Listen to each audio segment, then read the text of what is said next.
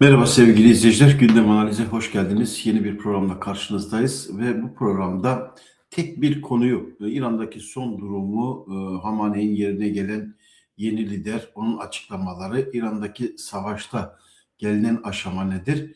Ve bu savaşı yorumlayan, analiz eden gazetecilerden Fehim Taştekin'in Kürtleri tema eden ya da bu süreci analiz ederken Kürtleri farkında olarak ya da olmayarak, bilinçli ya da bilinçsiz aşağıdan söylemini analiz etmeye çalışacağız. Öncelikle İran'daki son durum nedir? Ona bakalım. İran'daki son durum e, giderek karmaşıklaşıyor. Yeni bir süreç başladı savaşta. E, Dini lider Hamaney'in yerine Müşteba Hamaney yönetimde yönetime başladı. Bu deklare edildi ve söylem sertleşti. Bu söylemin sertleşmesiyle savaşın daha da şiddetleneceği, yayılacağı konusunda önemli açıklamalar var. İsfahan ve Tahran bombalanıyor. Çok sayıda saldırı söz konusu. İran'dan yürümemiz için bir ülkelere açıklama var. ABD ve İsrail büyükelçilerinin sınır dışı edilmesi şartı koşuyor. ABD ve İsrail'in İran'a uçak, füze ve dronlara düzenlediği saldırılar sürüyor. Özellikle pazartesiden bu yana Tahran ve İsfahan özellikle İran'ın güneyinde yoğunlaştı. İran devrim muhafızları ise ülkelerin ABD ve İsrail büyükelçilerini sınır dışı etmeleri halinde gemilerinin Hürmüz Boğazı'ndan geçmesine izin vereceği şartı öne sürüyor. Hürmüz Boğazı'nın kapalı olması demek küresel anlamda ekonomik dengelerin sarsılması demek. Çünkü bir varil petrol 120 dolara aştı ve bu krize yol açıyor. Gündelik yaşamı Avrupa'da, dünyanın her yerinde belirleyen bir durum söz konusu bu savaşla ilgili. Ama İsrail tabii ki ya da ABD durmuyor bu konuyla ilgili açıklamalar söz konusu ve saldırılar giderek yoğunlaşıyor. Saldırıların yoğunlaşması beraberinde birçok şeyi getirecek. İran Türkiye ile işbirliği yapmaya hazır şeklinde açıklamalar var. Bu da ama aynı zamanda Malatya'da Patriot füze üssü, füze rampaları yeniden kurulacak. Bu da kendi başına bir durum, yeni bir duruma işaret ediyor. Şimdi durum şu. Fehim Taştekin'den bahsetmiştik. Fehim Taştekin kim? Orta Doğu üzerine özellikle Suriye, Rojava döneminde savaş ve çatışmaları analiz eden saha bilgilerine dayalı kendisine göre objektif yorumlar yapan bir gazeteciydi. Çok sayıda kitapları var Rojava ile ilgili ve Rojava ile ilgili, Orta Doğu ile ilgili televizyon programları, gazete yazıları ve birçok noktada kendini referans haline getirmeyi başarmış biriydi. Ama Fehim Taştekin'in özellikle İran'a yapılan müdahale, ABD ve İsrail'in başını çektiği müdahale sürecindeki yorumları dikkatimizi çekmeye başladı. Özellikle Kürtlerle ilgili söyleminde bir sorun var ve bu sorun e, bir Kürt olarak, bir Kürt gazetecisi olarak beni rahatsız eden bir sorun. Çünkü isterseniz yaptığı yayınların kapaklarına baktığımız zaman e, sorunu e, tanımlama biçimi, sorunu tanımlama biçimi sonrasında Kürtleri bu gelişmeler içerisinde konumlandırması eleştiri sınırlarında, analiz ve yorum sınırlarında aşan bir boyut var. Yani İran rejimine toz kondurmayan ama ABD ve İsrail'in öyle bir Epstein soykırımcı koalisyonu diyor, ittifakı diyor. İran'a müdahale eden ABD ve İsrail'e Epstein soykırımcı koalisyonu diyor. Bu ne demek? İşte çocuk tecavüzcüleri, skandallar ve zaten soykırımcı demesiyle bir tanım ortaya koyuyor. Peki Kürtleri bu tanımlama içerisinde nereye koyuyor? Kürtleri bu ittifakın aparatı halinde tanımlıyor. Başlıklara bakın, işte Trump Kürtlerden savaş istiyor. Siyah Kürtlerle ne yapmak istiyor? Kürtlere kara görevi verildi. Orta Doğu'yu Trump Netanyahu'yu yakmaya kararı Trump Kürtleri kullanma kararından döndü ama ABD ateş gücünü artırıyor, Kürtler zorlanıyor. Sürekli Kürtleri negatif, iradesiz ve bu Trump'ın emrinde ya da CIA'nin emrinde çalışan bir güç olarak göstermeye çalışıyor, tanımlamaya çalışıyor. Yorumları dinlediğinizde bunu daha açık bir şekilde görebilirsiniz. Birbirinden kopuk değerlendirdiğinde bazıları şöyle diyebilir. Hayır, Fehim Taştekin bağımsız, objektif gazeteci. Ama burada objektiflik bir tarafa, tarafsızlık bir tarafa, bağımsızlık tartışmalı bir halde. Çünkü İran'a toz kondurmuyor. İran rejimine toz kondurmuyor. Yani İran, örneğin İran'ın güçlü bir devlet ve İsrail'e, ABD'ye karşı güçlü bir konumundan bahsediyor. Ve İran'a ilişkin negatif bir söylem söz konusu değil. Peki şimdi biz Fehim Taştekin'in bu başlıklarını, bu söylemlerini nasıl yorumlayacağız ya da nasıl ele alacağız? Yani Trump Kürtlerden işte savaş istiyor e, başlığı. Bunun dışında Trump'ın İran'da demokrasi yok, Kürtler için intihar, e, Kürtlerden savaş istiyor.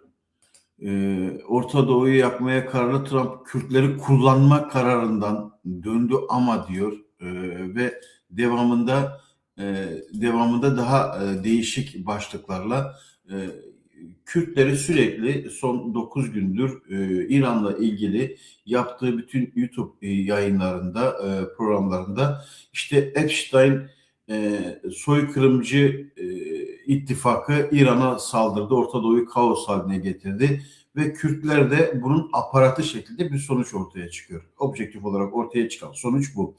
Peki bir gazeteci tabii ki kendi görüşlerini ortaya koyabilir. Tabii ki kendini referans haline getirdiği Orta Doğu uzmanlığı üzerinden bazı tanımlamalar yapabilir.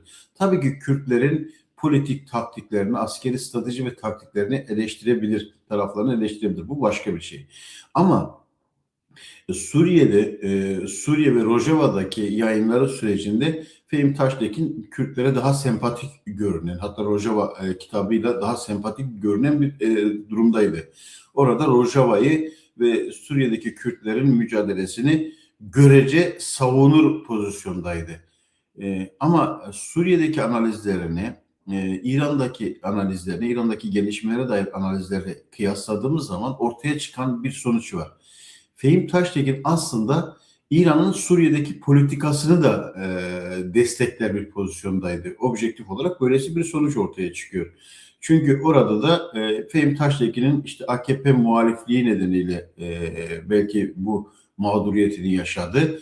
Belki zaman zaman işte Kürtlere yakın söylemler, bazı Kürtler, çünkü izleyici potansiyeli de Kürtler, önemli bir ölçüde Kürtler.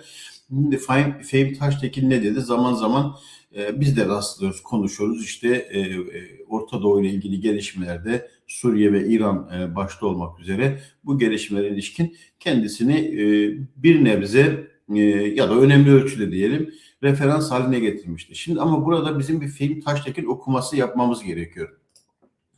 Fehim Taştekin yaptığı yayınlarda özellikle son 9-10 yayında alenen açıkça Kürtleri aşağılayan bir pozisyonda. Yani İsrail ve ABD'yi Epstein soykırımcı koalisyon olarak tanımlıyor.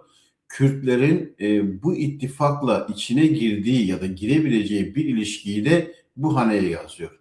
Yani şöyle düşünelim, yani Nazilerle işbirliği yapan, yani soykırımcı ya da diğer diktatörleri, ABD ve İsrail'in Orta Doğu'da yeni hegemonya geliştirmek istediği, ABD değil, ABD ve İsrail sadece Orta Doğu'da değil, dünyada bir hegemonya sahibi oldukları ve belirledikleri ve bunun ahlaki politik yanının çok tartışmalı olduğu bir güç dengesinden bahsediyoruz. Yani İsrail'in Gazze'de yaptıklarını tabii ki görmezden gelemeyiz. ABD'nin dünyanın birçok yerinde tarih boyunca kuruluşundan bu yana yaptıklarını görmezden gelemeyiz. Marksist, sosyalist literatürde emperyalist güç odağı olarak tanımlanır ve bu güç odağına karşı da sınıfsal, ulusal kurtuluş mücadeleleri, bağımsızlık mücadelesi, özgürlük mücadelesi verilir. Kürtler de bunun bir parçasıydı. Kürt Özgürlük Hareketi Kuzey Kürdistan'da hala ABD'nin terör listesinde yer alıyordu. İsrail'in Türkiye ile işbirliği çok yoğundu. PKK'ya karşı savaşta Türk Devleti yanlısıydı ve benzeri. Birçok detaya boğmaya gerek yok. Ama Kürtler e, 21. yüzyıla girerken 20. yüzyılda ya da 19. yüzyılda yaşadıkları statüsüzlüğü aşmaya çalışan bir mücadele içerisindeler. Bu mücadelenin Kürtler özgürlüklerini, Kürdistan'ın özgürlüğünü, Kürt halkının eşit, özgür koşullarda yaşamasını ve bunu yaparken de farklı örgütler var. PKK sınıfsal karakterli bir örgüt olarak ortaya çıktı. Ulusal Kurtuluş Mücadelesi verdi. KDP, YNK, İran KDP'si, PYD ve benzeri yapılanmalar da özünde ulusal kurtuluş mücadelesi ve sınıfsal hareket olarak ortaya çıktılar ve emperyalizme karşı da mücadele ediyor. Ama bir dönemde geldi ki ilişkiler girift bir hale geldi. Yani ulusal kurtuluş mücadeleleri Soğuk Savaş döneminde denge siyaseti içerisinde kendilerini buldular. Ya Sovyet dengesi içerisinde Sovyet Çin, Küba ve benzeri oluşumların gerçekliklerinin içerisinde kendini ifade etmeye çalıştılar. Ya da işte emperyalist güçlerin bazı dönemlerinde ittifakı ya da müttefiki haline geldiler. Kuşkusuz Rojava devrimini esas alırsak Rojava'daki süreçte IŞİD'e karşı mücadelede uluslararası koalisyonla birlikte hareket ettiler. Sahada ABD ve diğer uluslararası güçlerin müttefiğiydiler. Daha sonra bu Şam esas alınınca değişmeye başlandı, sınırlandı ya da değişik bir noktaya geldi. Şimdi İran meselesinde Suriye'de bu normalken, mesela Fehim Taştekin Suriye, Rojava'daki bu mücadeleyi normal karşılarken ki Epstein dava dosyaları yeni ortaya çıkmış değil ya da İsrail ve ABD'nin sicili tartışılacaksa yeni açığa çıkmış değil. Orada da şimdi söyleyecek ki ya da kendisi savunurken ben orada da eleştiriyordum. Hayır, durum İran'daki gibi değildi. Açık bir şekilde değildi. Yani şu anda son 10 gündür Fehim Taştekin'in Kürtleri konu edinen bütün analizlerinde Kürtleri iradesiz, Trump ve ABD, İsrail ne isterse öyle hareket edecek. İşte Kürtler İran'daki müdahale sürecinde, bu gelişmeler sürecinde pozisyonlarını ABD ve İsrail'den yana alırlarsa kaybedecekler. İşte Kürtlerin kara gücü mesela diyor ki Trump'ın soykırımcı Epstein rejiminin kara gücü, işte Kürtlere kara görevi verildi. İşte CIA Kürtleri baştan çıkarmaya çalışıyor ve Kürtler buna teşne. Kürtler zorlanıyor, Kürtler kaybedecek. Hep negatif ve ABD ve İsrail'e yedeklenen bir pozisyonda. İran'a ilişkin bir şey söylüyor mu? Hayır, mesela diyor ki İran direnecek. İşte Lübnan'da İran İsrail'i zorluyor ya da İran'ın kendi gücü. Bunlar analiz konusu olabilir, söylem, argüman oluşturulabilir. Ama burada dikkatimizi çeken ve altını özellikle çizdiğimiz bir nokta var. Fehim Taştekin bu söylemlerle Kürtleri aşağılıyor. Bunu yaparken de işte Orta Doğu uzmanı, Suriye uzmanı, İran uzmanı uzmanlıkla gelen bir dil değil bu. Burada bilinçli bir tercih söz konusu ve bu tercih kendine göre ustalıkla yapmaya çalışıyor Kürtleri. Çünkü Kürtler ve İran rejimi, Kürtler ve İran devletini bir başlık altında tartışırsak İran Kürtler için ne ifade ediyor gerçekliğine daha yakından bakmamız gerekiyor. Bu nereden kaynaklanıyor? Mesela nereden bakmamız gerekiyor? İran'a ilişkin Kürtlerin algısı nedir? İran sadece İslam rejimiyle ilgili değil, İran devletiyle Kürtlerin ilişkisi, Kasr-ı Anlaşması'ndan bu yana ya da Medler ve Persler döneminde baktığımız zaman ikisi Aril ırktan Zerdüşt diline inanç, ortak bir coğrafya, kültürde etkileşim büyük ölçüde var. Dil akrabalığı var, kan akrabalığı var, coğrafya akrabalığı var, kültürel etkileşim var ve bütün bunlar. Ama İran sonuçta Kürtlerin kendi iradesini kendi nüfuzuna geçiren ve Kürtler üzerinde egemen olan bir devlet. Doğu Kürdistan üzerinde yüzyıllardır egemenliğini sürdüren bir devlet. Simko isyanında da, yani 19. 20. yüzyılın başlarındaki ve ortalarındaki isyanlarda da, 20. yüzyılın ortalarında da İran Kürtlere uyguladığı politika, Kürtleri halk olarak tanısa da siyasal örgütlülük ve nüfuz oluşturması, Kürtlerin kendi geleceklerini belirleme hakkına nasıl karşılık verdi?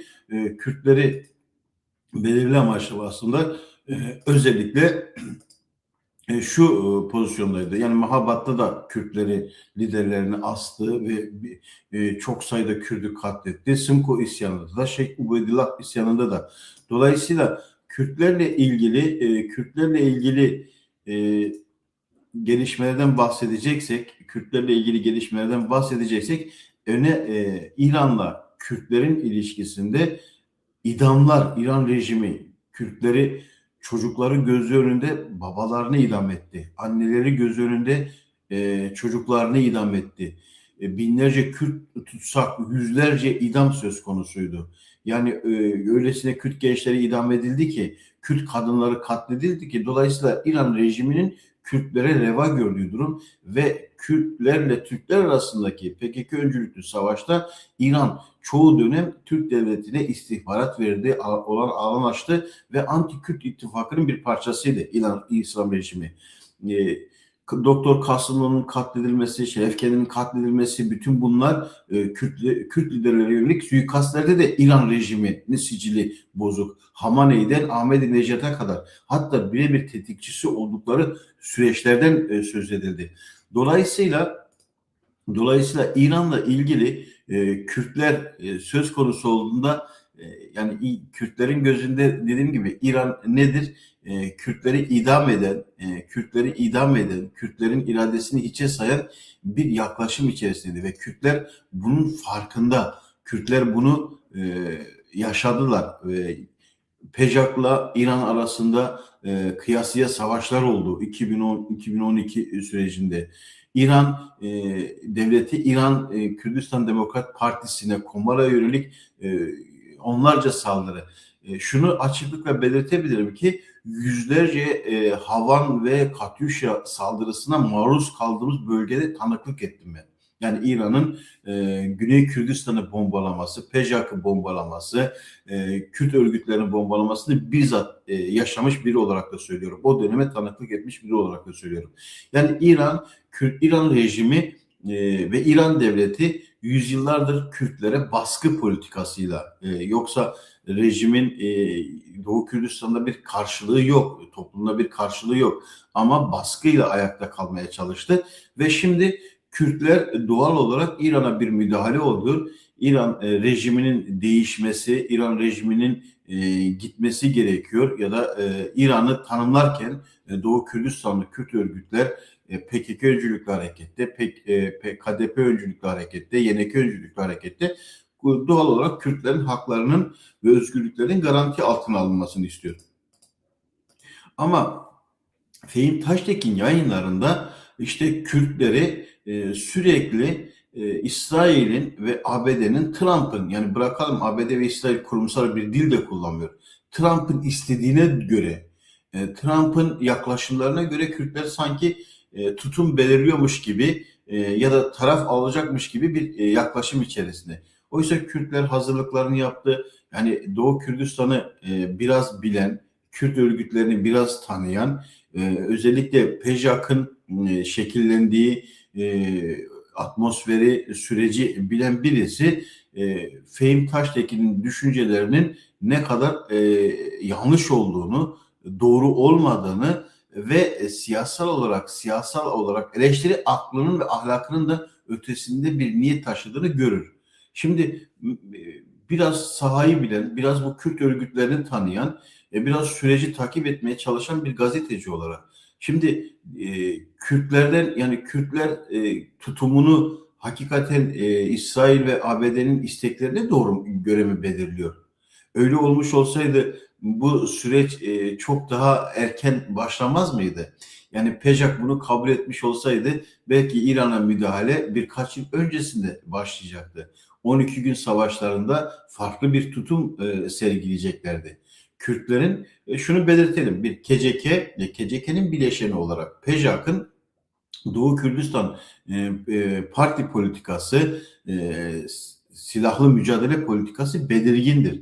Öcalan'ın esaslarını belirlediği ve bunun KCK ve PEJAK tarafından formülleştirdiği, PEJAK'ın parti programı haline geldiği noktada İran'ın iç dinamikleri esas alınarak özgürlük mücadelesi sonuca gidebilir Kürtler açısından. Tabii ki dış müdahalenin belirleyiciliğinde ortaya çıkan konjonktürü Kürtler değerlendirmek durumunda kalacaklardır. Nihayetinde savaşın, siz bakmayın Körfez ülkelerine ABD üslerinin bulunduğu devletlere füze atıyor. Savaşın asıl zemini Doğu Kürdistan ve Güney Kürdistan. Güney Kürdistan'ın başkenti Hevler'e, Süleymaniye'ye, havaalanlarına, işte Hoy, Çoman kasabalarına yapılan saldırılar diğer ülkelere yapılan saldırılardan daha fazla. Doğu Kürdistan'a yapılan saldırılar diğer parçalara yapılan saldırılardan daha fazla. Dolayısıyla Kürtler burada 10 ile 15 milyon arasında değişen bir nüfusu, Kürt nüfusunu korumak. Sadece o değil, 8 milyonluk Güney Kürdistan, başlı Kürdistan'ı da korumak. Sadece o değil, Kuzey Kürdistan'da da, Doğu Kürdistan'ın hem Kuzey Kürdistan'la hem Güney Kürdistan'la sınır, akrabalık, kan bağı, iç içe geçmiş ilişkiler söz konusu. Dolayısıyla Kürtlerin buradaki tutumunu de Fehim Taştekin gibi düşünenlerin, ki aynı bu düşüncenin uzantısı işte TKP'li Kemal Okuyan'a, Yılmaz Özdil'e, AKP'li gazetecilerin işte İran'a müdahale olursa Kürtler işte hak kazanacaklar. O mantıktan öte bir anlam taşımıyor. Söylem olarak belki farklılık gösterse de özünde bir değişik bir durum söz konusu değil. Yani Kürt karşıtlığı, birisi AKP'li Kürt karşıtlığını, işte Kürtler orada kazanırsa Türkiye zora girer. Türk ulusalcıları benzer bir şekilde düşünüyor. İşte Yılmaz Özdil'den tutalım da işte Fatih Altaylı'ya kadar uzanan bir çizgi. Türk TKP'sinin görünen şu anki temsili olan isimler, Türk solcular da işte emperyalizmin uşakları oldular, işte emperyalizmle birlikte işliyorlar. Kimse Kürtlerin ne yaşadığını ve ne yapmak istediğini tartışmıyor. Yani Kürtler işte emperyalizmin uşağı. Emperyalizm ne isterse, küresel güçler ne isterse sanki Kürtler de öyle hareket ediyormuş gibi bir profil çizmeye çalışıyorlar. Oysa durum böyle değil. Durum, bir kere bu konu ele alınacaksa, yani tartıştığın özneyi nesne haline getirmeyeceksin. Edilgen hale getirmeyeceksin. O öznenin kendi bir gerçekliği var. Yani nedir? Doğu Kürdistan'daki Kürtlerin gerçekliği nedir? Farklı siyasal örgütlerle örgütlenmiş ve belirli ölçüde askeri gücü olmuş, tarihsel arka planı olan ve güncel olarak bu rejimle ilişkileri problemli olan bir durum var. Kürtlerin ne hakkı var? Kürtlerin yaşadığı yerde özgürce yaşama hakkı var. En az Farslar kadar, en az Türkler kadar, en az Fehim Taştekin kadar. Kürtlerin kendilerini, siyasal iradelerini açığa çıkartma mücadeleleri söz konusu. Bu hak en az diğer toplulukların, diğer siyasi örgütlerin hakkı kadar doğal bir şey. Kimse Kürtlerin bu yönlü demografik özelliklerini, sosyolojik özelliklerini, siyasal özelliklerini, neye ihtiyaç duyduklarını, ne yapmak istediklerini tartışmıyor. Kürtleri Trump'ın söylemi üzerinden, Netanyahu'nun söylemi üzerinden, onların gizli servislerinin ortaya koyduğu konseptler üzerinden tartışmaya çalışıyorlar. Yani Kürtler bu müdahalede onun bunun aparatı haline gelmiş olsalardı, bunu kabul etmiş de olsalardı yıllar önce İran'a müdahale başlayacaktı. Bir kere bu gerçekliği bilmiyor. Sahayı bildiği halde. PEJAK'ın kuruluşu, Komala'nın kuruluşu, İran KDP'nin kuruluşu, İran devletiyle zaman zaman bazı ilişki biçimleri oldu. Saddam Hüseyin'le Irak-İran Savaşı döneminde YNK daha çok Tahran'a KDP daha çok Bağdat'a ya da dengeler değişince farklılaşmada oldu. Bunlar Kürtlerin kendi içerisinde tartıştıkları, zaman zaman farklı noktalara geldikleri ya da KDP, PKK ile Türk Devleti arasındaki savaşta güç dengelerini çok daha farklı okudu, değişik tutumlar aldı. Bu Kürtlerin kendi içerisinde tartışması gereken bir konu. Tabii ki dışarıdan birisi de bu konuyu e, analiz edebilir, yorumlayabilir. Kendi siyasal görüşlerine göre, kendi ideolojik bakış açısına göre, kendi ahlak ölçülerine göre. Ama ben objektifim, Orta Doğu uzmanıyım. İşte nesnel, objektif yorumlar, analizler yapıyorum ve herkes de bana benim söylediklerime inansın ya da güvensin. Çünkü ben bu konuları biliyorum deyip Kürtleri iradesiz, sadece onun bunun oyununa gelen biçimsiz bir güç olarak göstermek çok ahlaki bir durum değil. Yani burada alenen Kürtleri aşağılıyor. Kürtlerin iradesiz olduğunu, Kürtlerin siyasi bilinç, örgütsel bilincin olmadığını, Trump ne isterse o şekilde yol alacağını ifade eden bir söylem var. Yani Trump Kürtleri kullanma kararından döndü. Yani Kürtler orada kullanılmaya açık halde duruyor. Trump böyle derse kara savaşına gir derse girecek, dur derse duracak ya da başka bir şekilde. Bu diplomasi, askeri savaş taktiklerini, stratejilerini, o toplumdaki gerçekliği görmezden gelerek tanımlama yapmak. Dikkat edin, tamam, ABD ve İsrail'in müdahale tarzını, yöntemlerini beğenmeyebilirsiniz, eleştirebilirsiniz, haklı da olabilirsiniz ve ki büyük ölçüde de haklısınızdır. Ama karşıdaki güç İran rejimi, İslami rejim. Bu İslami rejim İran'da egemenlik kurduğu andan itibaren Kürtleri idam sehpasında, zindanlarda, baskı politikalar altında tutmaya çalışan bir güç. Sadece Kürtleri değil, Bellucileri, Farsların büyük bölümünü, Azerileri, yani İran Şia rejimine biat etmeyen bütün toplumsal kesimleri. Şimdi İran rejimine karşısınız diye Pehlevi hanedanını desteklemek zorunda mısınız? Pehlevi hanedanı İran'ın muhalifi ya da başka güçleri desteklemek durumundasınız. Hayır, kendi gerçekliğiniz üzerinde bir ilişki, bir denklem kurarsınız. Onu çözmek için de askeri, siyasal, ideolojik, kültürel, politik mücadelenin örgütlenmesine hazırlığını yaparsınız. Şimdi Kürtler Orta Doğu'da ve dünyada en politik örgütlü güç, devletsiz olmalarına rağmen politik örgütsüz güç. Önemli bir güç ve önemli bir aktör. Şimdi Kürtleri böyle kararsız, belirsiz Trump'ın isteklerine göre Epstein işte soykırımcı rejimine, yani çocuk tecavüzcüleri ve işte kadın pazarlayanlar ve adi ahlaki ölçüler dışında hareket eden bir koalisyon ortağı olarak Kürtleri gösteremezsiniz. Burada mesela o Kürt milliyetçileri vardı, sağa sola saldırıyorlardı. Kürtlerin doğru okumayı bilmedikleri için kimin Kürtlere düşmanlık, kimin Kürtlere zarar verdiğini göremiyorlar. Şimdi bunların yani Fehim Taştekin, bizim bazı işte Kürtlerimiz var, izliyorlar, tamam, herkes herkesi izleyebilir. Düşünce ifade özgürlüğü söz konusu. Ama seni alenen böyle açık bir şekilde aşağılayan ya da örtülü bir şekilde aşağılayan ve seni baskı altına alan rejimi de farklı bir noktada iyi görünür kılmaya çalışan, mesela objektif olarak tamam, Fehim Taştekin ABD ve İsrail'i eleştiriyor. Haklı yanları da var kesinlikle. Ona bir şey demiyorum. Ama İran rejiminin hangi özelliklerini, yani İran rejimi Orta Doğu diye dinamikleri böyle esaslı diye bu rejimin idam politikalarını, baskı politikalarını, kadınlar üzerinde, gençler üzerinde, toplumun diğer kesimleri üzerindeki baskılarını görmezden mi geleceğiz? Hevlere ikide bir füze atmasını görmezden mi geleceğiz? Süleymaniye'ye füze atmasını görmezden mi geleceğiz? Kürt örgütlerinin liderlerine suikastler yapılmasını görmezden mi geleceğiz? Kürt gençlerinin idam sehpalarında çocuklarının gözü önünde sallandırılmasını görmezden mi geleceğiz? İran zindandaki Kürt gazeteciler için bir laf söylemeyecek miyiz? Bu İran rejimi sütten çıkmış ak kaşık mı? Yani iki tane olumsuzluk karşısında bir olumsuzluğu desteklemeye çalışmak diğerini eleştirsen bile bir noktaya gelmiyor. Yani burada bir ahlaki ölçü var. Hangi ideolojik eksenden bakarsan bak, hangi ahlaki ölçülerle bakarsan bak, bu konuda sorunlu bir yaklaşım var. Yani dolayısıyla böyle Kürtler işte Trump Kürtleri kullanma kararından döndü. Kürtlere kara görev verildi. Böyle bir söylem üretemezsin. Böyle bir söylemi kamusal alanda dolaşmak, sokmak gazetecilik değil. Bu o zaman şöyle söyleyebiliriz.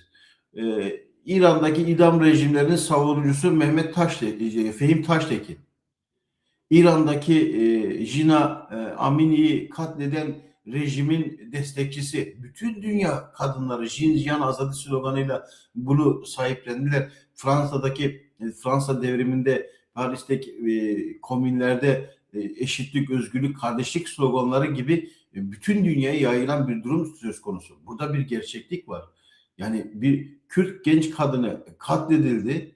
Bütün dünya Jinjiyan Azadi sloganları attı. Şimdi burası bütün hepsini getirip emperyalizme mi bağlayacaksınız? Bütün Kürtlerin bütün kazanımlarını, Kürtlerin bütün mücadele gerçekliğini emperyalizmin verdiği desteğe mi bağlayacaksınız? 1990'larda 2000'lerin ortalarına kadar İsrail ile Türkiye ortaktı. PKK'ye karşı savaşta. ABD hala ortak.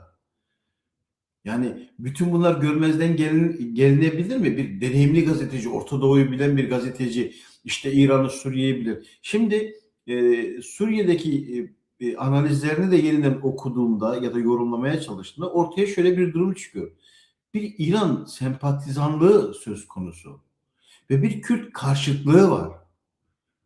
Yani Kürtleri işte Rojava'da belki gazeteciler yapabilir bunu. Yapanlar çok oldu. Yani kitap çıkartıp işte Öcalan'a düşmandır ama Öcalan'la yaptığı röportaj üzerine büyük primler edinen gazeteciler vardı. PKK'ye düşmandır ama PKK üzerine kitaplar yazar. Kendisini referans haline getirir. Bir parçası özel savaş politikalarının elemanlarıydı. Bir parçası kendisine göre bağımsız özgür. Şimdi gazetecilik ben tarafsız değilim. Ben Kürt gazetecisiyim. Kürt halkının özgürlükleri, çıkarı için doğru bir temelde ama gerçeğe dayalı, hakikate dayalı bir ilkeye esas alırım. Öyle tarafsızlık değil. Fehim Taştekin de tarafsız değil. Objektif değil. Yani objektiflik de diyorum ya ele aldığın, araştırdığın şöyle bir şey. Pozitivistlerin bir bakış açısı vardır. Onlar incelediği nesneyi ya da özneyi kendi belirlediği doğrulara göre şekillenmesini isterler. Yani işte hani Newton'un yasası vardır. İşte yer çekime göre elma düşer. Bir doğa değişikliği olursa işte kuantum çıktı, daha değişik bir şeyler çıktı. Dolayısıyla onların ekseni kayıyor. Bir dönem bizim İsmail Beşikçi hocamız da PKK mesela üzerine yaptığı kitaplar, çalışmalar ama birden karşıtlığa döndü. Ama o PKK değişmedi. Özünden farklılaştığı ideolojik politik ama temel sosyolojik tabanı değişmedi. Ama İsmail Beşikçi daha farklı bir noktaya geldi. Ya PKK eleştiren pozisyona geldi. Kendi içinde tutarlı ama gerçeklik olarak öyle bir tutarlılık söz konusu değil. Yani geldi PKK'ye karşı KDP'yi eleştiren Beşikçi KDP'nin yanına geldi ve PKK'yi eleştirmeye başladı. Şimdi Suriye'de Rojava'ya güzelleme yapan, kitaplar yazan Fehim Taştekin İran'a geldi. Kürtleri iradesiz, kararsız, herhangi bir bilince sahip olmayan bir topluluk olarak göstermeye çalıştı. Bakın Kürtler dediğimiz, Doğu Kürdistan dediğimiz sadece Komala, Pejak, Kabat örgütü, İran KDP'si değil. Kürtler dediğimiz noktada Mesut Barzani, Bafıl Talabani, Mesrivan Barzani, Abdullah Öcalan, Cemil Bayık, Murat Karaylan, Duran Kalkan, Mazlum Abdi, Salih Müslim, İlham Ahmet ve dahasını Foza Yusuf, dahasını Bese Hozat, bütün bunları yani Kürt siyasal liderliğin ağırlık merkezleri var. Kürt siyasal aklının oluşması var. Farklı örgütler gibi ele alabilirsiniz. Ama Kürt sosyolojisinde Kürt aklı kolektif bir akla dönüşmüş durumda. Belki ulusal kongreleri yok, belki bir devletleri yok, belki ulusal bir örgütlüğe dönüşmedi ama objektif olarak Kürtler Orta Doğu'daki bulundukları pozisyon, sahip oldukları pozisyon nedeniyle bir birlik siyaseti izlemek durumundalar ve öyle yapıyorlar. Dolayısıyla Kürtleri siz iradesiz Trump'a endeksli, İsrail ve ABD'nin söylemlerine endeksli ya da rejimin söylemlerine endeksli ele alamazsınız. Bir Kürt gerçekliği var. Fehim Taştekin kusura bakmasın. Cemil Bayık kadar, Murat Karayılan kadar, Duran Kalkan kadar, Mesut Barzani kadar, Neçivan Barzani kadar, Bafıl Talabani kadar İran'ı bilmez. Bilemez. Zeki olabilir. Bazı gazetecilik yeteneği olabilir ama bilemez o gerçekliği. O topraklara dokunmayan, o topraklarda yaşayan halklarla iç içe yaşamayan, onun tarihsel, kültürel, güncel yaşamını, gelecek kaygılarını bilmeyenler gibi düşünemez. Siyasal olarak da o kadar derinliğini analiz edemez. PKK hareketi İran'la 50 yıl boyunca yürüttüğü mücadele ki İran belli ölçüde de PKK'yı resmi olarak tanıyan devletlerden bir tanesiydi. Ve Kürt Özgürlük Hareketi'nin KDP'sine, YNK'sine, PKK'sinden PJAK'ına, PYD'sine kadar Kürt Özgürlük Hareketi'nin Orta Doğu'daki müdahalelere ilişkin yaklaşımı ideolojik esas olarak, stratejik olarak şöyledir. Dış müdahaleyle değil, iç dinamiklerle toplumsal özgürlüğü esas alan bir yaklaşımla bakarlar. Saddam'ın gidişine de, Esad'ın gidişine de, İran rejiminin gidişine de böyle bakarlar. Ve oradaki halkları esas alarak tabii ki Kürt halkının özgürlük ve eşitlik ideallerini ya da hedeflerini esas alarak al. Ama bütün bu tarihsellikten kopuk, toplumsallıktan kopuk, kendi bulunduğu noktadan İran'ın şimdi şöyle bir sonuç çıkıyor. Fehim Taştekin, İran'la ne gibi bir ilişkin var? İran rejimi neden sana bu kadar temiz geliyor? Epstein soykırımcı rejimine karşı idamcı kadınları baskı altına alan gençleri idam sehpasına götüren bir rejimin ne farkı var birbirinden? Ve Kürtler hep üçüncü yoldan bahsederler. Yani öyle Trump'ın kara gücü işte Trump şimdi canı istemedi Kürtleri savaştırmayacak. Canı istedi Kürtleri savaştıracak. Kürtler zorlanacak. Sizin akıl katsayınızı aşar. Objektif ve subjektif olarak söylemleriniz buna karşılık geliyor. Kürtleri aşağılıyor. Bir Kürt gazeteci olarak ben bunu görüyorum ve bu bir iki yayın böyle belki farklı dil sürüşmesi ama bilinçli bir politik olarak sürüyor. İran'a müdahale sürecinden bu yana Fehim Taştekin bütün analizlerinde Kürtleri Epstein soykırımcı rejiminin parçası, aparatı, iradesiz bir gücü olarak göstermeye çalışıyor İran'da. Kürtlerin gerçekliğine, Kürtlerin ödediği bedele, Kürtlerin siyasal ideallerini ve ölçülerine, ahlaki ölçülerini görmezden gelip aşağılamaya çalışıyor. Bu konuda bir kez herkesin doğru oturup düşünmesi gerekiyor. Bizim Kürtler, izleyenler, konuşanlar ya işte böyle olur mu? Hayır. Türk solu ulusalcıdır, Kürt düşmanıdır. Türk İslamcısı ulusalcıdır, Kürt düşmanıdır. Türk milliyetçisi zaten doğalında bunu.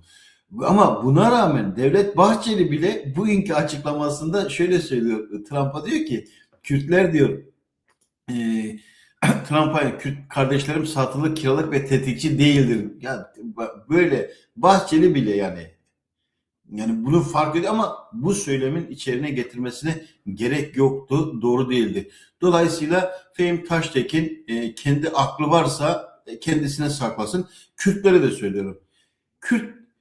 Kürtlerle yan yana durmaya medyasında hiç haz almayan birisi. Böyle burnu yukarıda beyazlık yanı var. Etnisitesini bilmem ama bir beyazlığı söz konusu. Kürt televizyon mesela şöyle bir durumda var. Şu da ahlaki değil. Fehim Taştekin. Yani Rojava kaynakların Kürt kaynakları. Irak'ta Kürt kaynakların yani haber kaynaklarının insanlar sana değer verip sana haber veriyor, bilgi veriyor ve sen o bilgileri onların aleyhine söylem haline getiriyorsun. Çok ahlaki değil bir gazeteci olarak. Yani onlar da işte Fehim Taştekin sahadan bilgi alan, analizlerini sahadan aldığı bilgilere dair yorumlayan Kürtlerle ilgili. Yani senin haber kaynaklarını biliyoruz. Meslektaşlarımız da, siyasetçiler de biliyoruz. Şimdi ayıp değil mi? Yani Kürtlerin yani yayın yapacaksın, bilgilerin, belgelerin kendi uzmanlığını onlardan aldığın bilgilere dayandıracaksın. Söylemlerini ve siyasal tahlillerde de onları iradesiz, aşağılık bir tanımlamanın içerisinde angaje edeceksin. Bu iyi bir yaklaşım değil yani. Fehmi Taştekin'e bilgi veren Kürtler de artık yani bunu oturup düşünsünler. Yani ayıptır bu. İyi bir şey değil, doğru bir şey değil. İran rejimi savunmakla. Yani ben Kürt kanalını mesela tartışamaz. Çünkü yani neden yani bizim bazı gazeteci arkadaşlar diyor bu davet ettiğimiz halde gelmiyor. Çünkü başka bir şey var. Eğer ki bu duruma ilişkin doğru bir tutum koymazsa ikinci bir tanımlama gelir. Yani analizleri yorumladığımızda ve İran rejimiyle ilgili dikkatli bir dil kullanıyor mesela. Bakın 10 tane savaş başladığından bu yana, müdahale başladığından bu yana 10 tane program yapmış. Hepsinde Epstein soykırımcı rejimi ve onun aparatı Kürtler. Peki bu İran rejimi neresinde bu işin? İran rejiminin hangi soykırım politikalarının ortağı olduğunu nasıl ifade edeceksin? Bütün bunları doğru bir şekilde iyi bir analizle ele almak gerekiyor ve Kürtlerin de kendi kaynakları var Kürtlerin. PEJAK'ın sosyal medyada da televizyonda da PEJAK'ın sesini duyuran, Komalan'ın sesini duyuran televizyon kanalları var. Yıllardır var. Kuruluşlarında katkımız olan, tanıklık ettiğimiz iyi siyasetçileri, gazetecileri var. Yani Kürtler gelişmeleri tabii ki dünya basında okuyabilirler ama bunlar üzerinden kendi gerçekliğini tanımlama cahilliğine düşmesinler. Kürtlerin çok sağlam gazetecilik kökleri var. Zayıflık olsa da ama bir özgür gündem geleneği var. Roş TV, Medya TV deneyimi var. Sterk TV var. Rojilat'ın televizyon kanalları var, gazeteleri var. Dolayısıyla siyasetçileri var. Yani kendi kaynaklarından kendilerini takip etmeleri daha iyi. Tabii ki diğerlerini bütün dünya basını, Arap basını, Orta Doğu basını takip edebilirler. Objektiflik de şu değil. Yani objektif gazetecilik şu değil. Yani rejim ne? ABD, İsrail ne, İran nerede duruyor, Kürtler nerede duruyor? Hakkını teslim edeceksin. Kürtleri aşağılayaraktan objektif gazetecilik yapamazsın. Bu bir nokta değil. Yani Kürtlerin işte mesela Fehmi Taştekin'in diyorum ya başarılı gazeteci nereden geliyor? Başarılı gazeteciliği işte Rojava'daki sürece ya da işte AKP muhalifini. Her AKP muhalifi de Kürt dostu değil yani. Yılmaz Özdil'in olduğu gibi. CHP'li ulusalcı faşistlerin temsil ettiği gibi. Dolayısıyla bütün bunları farklı bir noktada ele almakta fayda var. Yorumlarınız için teşekkür ederiz. Teşekkür ederiz. Bir arkadaş demiş ki durmadan Kürt milliyetçilerine değil. Aynı Fehim Taştekin gibi Kürt gibi görünen Kürtlerin mücadelesine olmadık laflar edenlerden bahsediyorum. Yani hani bütün bunları doğru bir temelde ele alırsak, doğru bir temelde yaklaşırsak, yani büyük gazeteci, objektif gazeteci. Şimdi bu başlıklara bakın bakalım. Neresi objektif bunun?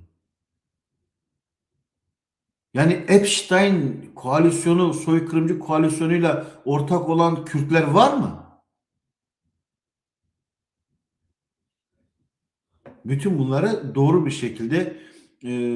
şekilde ele almakta fayda var. İzlediğiniz için çok teşekkür ederim. Tekrar buluşuncaya dek hoşça kalın diyorum.